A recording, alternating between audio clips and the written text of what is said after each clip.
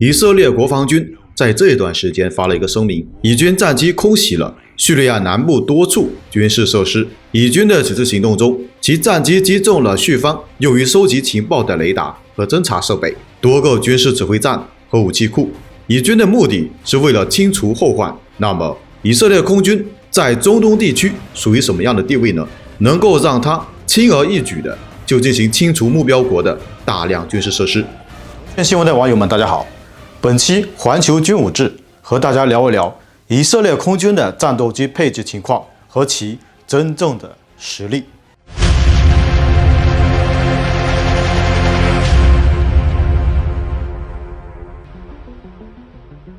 以色列空军起源于1947年10月的第二次世界大战时期，当时有一群从纳粹德国军队眼皮底下逃生的犹太军人，组建了一个旨在为犹太复国运动服务的航空勤务队。在以色列独立宣言后不久的1948年5月28日，他们便发展成为以色列空军，英文缩写为 IAF。当时以色列空军成立时，使用的是征用或者捐赠的民用飞机，以及过时和多余的从捷克斯洛伐克购买的二战战斗机。随后，以色列空军陆续购入了包括波音 B-17、布里斯托尔156型摩福特战斗机、德哈维兰 DH-98 文式轰炸机和 P-51D 野马战斗机等等。随后的1967年6月5日，即六日战争的第一天，以色列空军执行了焦点行动，大大削弱了阿拉伯空军实力，并在战争的剩余时间里取得了空中优势。中东的局势在当时也非常的不稳定。在六日战争结束后不久，埃及就发动了消耗战，以色列空军对敌方纵深战略目标进行了多次轰炸，并在1973年的10月6日赎罪日战争正式爆发。埃及和叙利亚的监制让以色列处于了被动局势。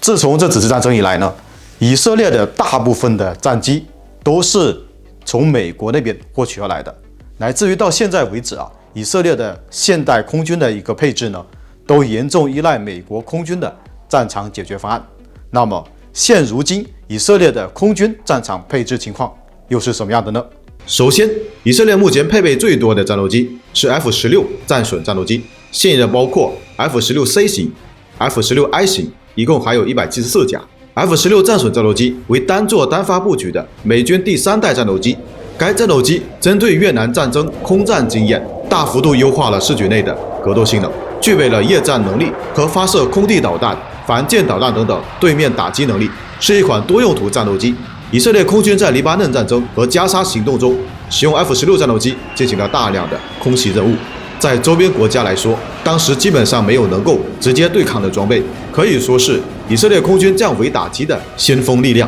而配备第二多的是 F-15 英式战斗机，现已包括66架 F-15A 和 F-15C 以及 F-15I 型，还有25架 F-15IA 型正在订购生产中。F-15 英式战斗机是20世纪70年代由美国麦克唐纳道格拉斯公司研发的双发动机全天候高机动性的重型战斗机，其电子和武器系统无论在有资源的本方空域还是敌占区域都能有效地发挥作用。以色列空军的第3款主力战机也是最先进的，从美国采购的 F-35I 型闪电战斗机，现在在服役的一共有38架，还有36架 F-35 战斗机正在采购交付。届时，以色列空军将会配备超过74架 F-35 战斗机。F-35 战斗机具有较高的隐身设计、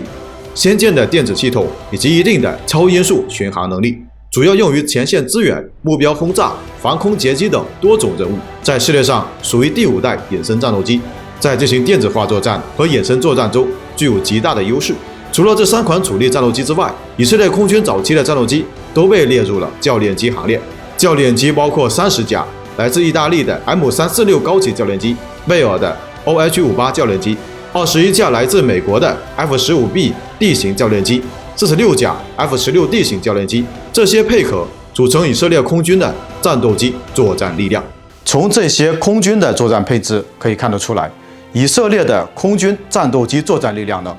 严重依赖美国的资源，可以说是美国空军在中东地区的空中作战力量的衍生分支。换句话说，这是美国想以以色列作为一个核心的一个支撑点，想扩张它在中东地区的一个影响范围的一个野心。